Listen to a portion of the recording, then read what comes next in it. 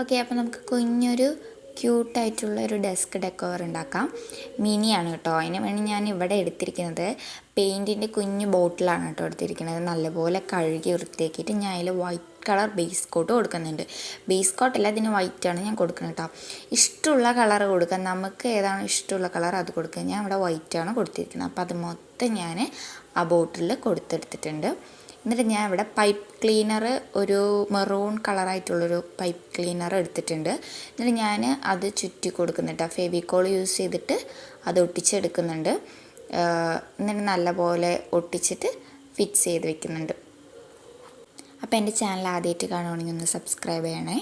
അപ്പോൾ ഞാനത് ഫുള്ളായി ചെയ്ത് വെച്ചിട്ടുണ്ട്. ഇനി ഞാൻ കുഞ്ഞു ഒരു 5 ഹാർട്ട് ഞാൻ കട്ട് ചെയ്ത് വെച്ചിട്ടുണ്ട് കേട്ടോ. എന്നിട്ട് ഞാൻ ഇതെല്ലാം കുഞ്ഞതായിട്ട് മിനി ആയിട്ടാണ് ചെയ്യണത്.